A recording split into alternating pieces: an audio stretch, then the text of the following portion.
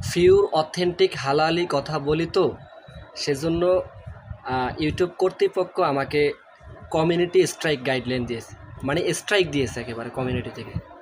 তো ভাই আসলে মানে স্বাধীনতা আমরা ওইখানেও পাবো না বোধহয়।